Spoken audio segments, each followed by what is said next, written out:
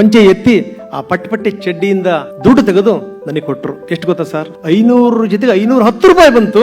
ಅದನ್ನ ನನ್ನ ಕಡೆ ಕೊಟ್ಟರು. 500 ರೂಪಾಯಿ ನಮ್ಮ ರಾಜಕಾರಣಿಗಳಿಗೆ ಕೊಡಿ, ಎಡಗೈಲಿಸ್ಕೊಳ್ಳಲ್ಲ ಅವರು. ನಿಮಗೆ ಆಶ್ಚರ್ಯ ಆಗ್ಬೋದು, ಪ್ರಧಾನ ಮಂತ್ರಿಗಳು ಅದನ್ನು ಇಸ್ಕೊಂಡು ಅದನ್ನು ಫೀಲ್ ಮಾಡಿದ ರೀತಿ ಇದೆಯಲ್ಲ, ನನ್ನ ಕಣ್ಣೆದುರುಗಡೆನೇ ಇದೆ. ಅವ್ರ ಕಣ್ಣಲ್ಲಿ ನೀರು ಬಂತು. ये बहुत बड़ा तोहफा है, 500 रुपीज एंड 10 रुपीज. मैं इसको पीएम केयर में डालूंगा. ये बहुत बड़ी बात है, बहुत बड़ी बात. नेता के ऊपर विश्वास है. चलिए मैं उनको मेरा प्रणाम, उनकी आत्मा को, क्योंकि ये आशीर्वाद है. ನಾನು ಕೋವಿಡ್ ಟೈಮಲ್ಲಿ ಜನರನ್ನ ಬೆಸೆಯುವಂತ ಕೆಲಸ ಮಾಡ್ತಾ ಇದ್ದೆ. ಯಾರೋ ಸಹಾಯ ಮಾಡ್ತಾರೆ, ಸಹಾಯ ಮಾಡುವಂಥವ್ರಿಗೆ ಯಾರಿಗೋ ನಾವು ನೋಡಿ ಇವರು ಕಷ್ಟದಲ್ಲಿದ್ದಾರೆ ನೆರವು ಕೊಡಿ ಅಂತ ಸಾಲುಗಟ್ಟಿ ಜನ ನಿಂತಿದ್ರು. ನಮ್ಮ ಹುಡುಗ ಎಲ್ಲ ಡೀಟೇಲ್ ಬರ್ಕೋತಾ ಇದ್ದ. ನಾನು ಒಬ್ರು ಯಜಮಾನ್ರಿದ್ರು, ಸುಮಾರು ಒಂದು 72-76 ವರ್ಷ. ಅವರು ಏನು ಯಜಮಾನ್ರೆ ಏನಾದರೂ ಸಹಾಯ ಬೇಕಾ ಅಂತ ಕೇಳಿದೆ. ಅದಕ್ಕೆ ಆ ಯಜಮಾನ್ ಹೇಳಿದ್ರು, ಇಲ್ಲ ಸರ್ ಸಹಾಯ ಬೇಡ, ನಾನು ಸಹಾಯ ಮಾಡಕ್ಕೆ ಬಂದಿದ್ದೀನಿ ಅಂದರು.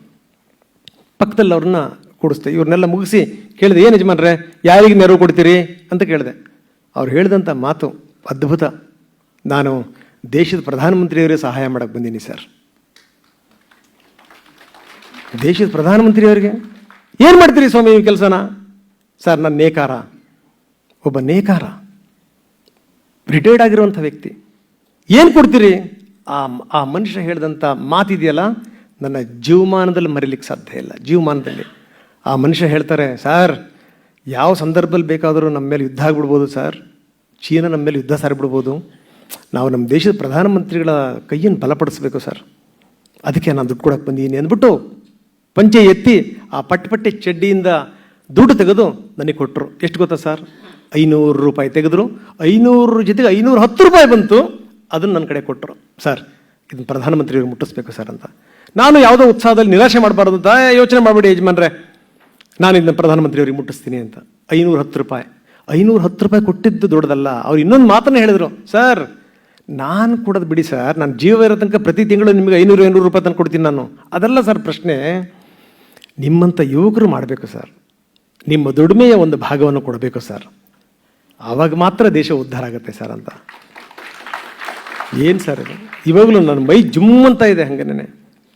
ಎಂಥ ನೋಡಿ, ಆ ಮನುಷ್ಯ ಬಂದು ಆಶೀರ್ವಾದ ಮಾಡಿದ್ರು ಅಂತ ಅನ್ಸುತ್ತೆ. ಡೆಲ್ಲಿಯಿಂದ ಕರೆ ಬಂತು, ಬನ್ನಿ ಪ್ರಧಾನಮಂತ್ರಿಯವ್ರು ಇಂಟರ್ವ್ಯೂ ಮಾಡಿ ಅಂತ. ಹೋದೆ, ಹೋಗಿ ಪ್ರಧಾನಮಂತ್ರಿಯವ್ರನ್ನ ಇಂಟರ್ವ್ಯೂ ಮಾಡಿ 2.25 ಗಂಟೆ ನಮ್ಮದು ಚರ್ಚೆ ಆಯಿತು. ಚರ್ಚೆ ಆದಮೇಲೆ ನಾನು ಪ್ರಧಾನಮಂತ್ರಿಯವ್ರಿಗೆ ಹೇಳಿದೆ, ಸರ್ ನಂದೊಂದು ಮನವಿ ಇದೆ ನಿಮ್ಮ ಹತ್ರ ಅಂತ. ಏನು ಅಂತ ಕೇಳಿದ್ರು ಮೋದಿಯವರು. ನಿಮಗೊಂದು ಅದ್ಭುತವಾದಂಥ ಗಿಫ್ಟ್ ತಂದೀನಿ ಸರ್ ನಾನು ಅಂದೆ. ಏನು ಅಂತ ಕೇಳಿದ್ರು. ನಾನು ತೆಗೆದೆ, ಸರ್ 510 ರೂಪಾಯಿ, ಒಬ್ಬ ನೇಕಾರ ಕೊಟ್ಟಿರುವಂಥ 510 ರೂಪಾಯಿ ಅಂತ.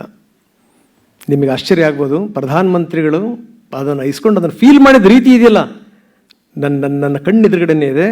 ಅವ್ರ ಕಣ್ಣಲ್ಲಿ ನೀರು ಬಂತು.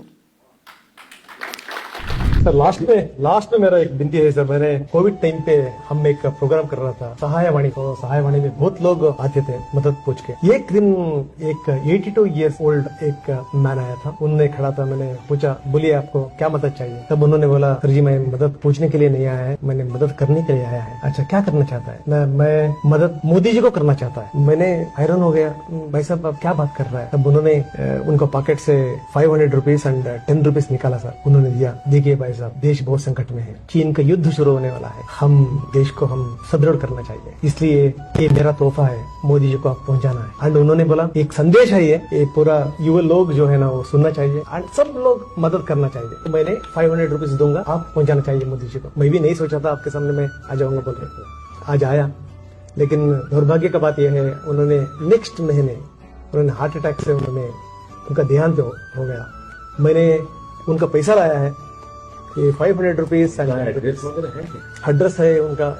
ये बहुत बड़ा तोहफा है, 500 रुपीज एंड 10 रुपीज. मैं इसको पीएम केयर में डालूंगा. ये बहुत बड़ी बात है, बहुत बड़ी बात. नेता के ऊपर विश्वास है. चलिए मैं उनको मेरा प्रणाम, उनकी आत्मा को, क्योंकि ये आशीर्वाद है. 500 ರೂಪಾಯಿ ನಮ್ಮ ರಾಜಕಾರಣಿಗಳಿಗೆ ಕೊಡಿ, ಎಡಗೈಲಿಸ್ಕೊಳ್ಳಲ್ಲ ಅವರು. ಹೇಗೆ ಒಬ್ಬ ನಾಯಕ ಭಿನ್ನವಾಗಿ ನಿಲ್ತಾನೆ ಅನ್ನೋಕೊಂದು ಬೆಸ್ಟ್ ಎಕ್ಸಾಂಪಲ್ ಅಷ್ಟೇನೆ. ಒಬ್ಬ ಸಾಮಾನ್ಯ ವ್ಯಕ್ತಿ ಬಂದು ನೋಡಿ, ಆ ವ್ಯಕ್ತಿ ನೆಕ್ಸ್ಟ್ ಮಂತ್ ಇಲ್ವೇ ಇಲ್ಲ, ಪಾಪ ಸತ್ತೋಗ್ಬಿಟ್ರು ಆಕ್ಸಿಡೆಂಟ್ ಇದಾಗಿ, ಹಾರ್ಟ್ ಅಟ್ಯಾಕ್ ಆಗಿ. ನನಗೆ 500 ರೂಪಾಯಿ ಕೊಡಬೇಕು, ನನ್ನ ಹೆಂಡತಿ ತಗೊಂಬಂದು ಕೊಟ್ಟಿದ್ದೆ, ಇಟ್ಕೊಂಬ ಅದನ್ನು, ನಾನು ಹೋಗ್ಬೇಕಾರೆ ಕೊಡಬೇಕು ಅಂತ. ನಾನು ಡೆಲ್ಲಿಗೆ ಹೋಗ್ಬೇಕಾದ್ರೆ ಹೇಳಿದೆ, ಅದು 510 ರೂಪಾಯಿ ಕೊಟ್ಟಿದ್ನಲ್ಲ ಕೊಡು ಅಂತ. ಅವಳು ಅದನ್ನು ಈ ನಮ್ಮ ಮನೆಯಲ್ಲಿ ದೇವರ ಮೀಸಲು ಡಬ್ಬಿ ಅಂತ ಇರುತ್ತೆ, ಅದಕ್ಕೆ ರಬ್ಬರ್ ಬ್ಯಾಂಡ್ ಹಾಕಿಟ್ಟಿದ್ಲು. ಇದ್ಯಾಕೀಗ ಅಂತ ಕೇಳಿದ್ಲು. ನಾನು ಹೇಳಿದೆ, ಈ 510 ರೂಪಾಯಿ ನನ್ನ ಇಂಟರ್ವ್ಯೂ ದಿಕ್ಕನ್ನು ಬದಲಾಯಿಸುತ್ತೆ ನೋಡು ಅಂದೆ. ಹಾಗೆ ಆಯಿತು. ಒಬ್ಬ ಸಾಮಾನ್ಯ ವ್ಯಕ್ತಿಯ ದೊಡ್ಡ ಕಾಣಿಕೆಯನ್ನು, ಬೆಲೆ ಕಟ್ಟದಾಗದಂಥ ಕಾಣಿಕೆಯನ್ನು ನಾವು ಹೋಗಿ ಪ್ರಧಾನಮಂತ್ರಿಗಳಿಗೆ ಮುಟ್ಟಿಸ್ತೀವಿ ಅಂತಂದರೆ ಮಾಧ್ಯಮದ ಶಕ್ತಿ ಏನಿದೆ ಯೋಚನೆ ಮಾಡಿ. ಇದು ಮಾಧ್ಯಮ.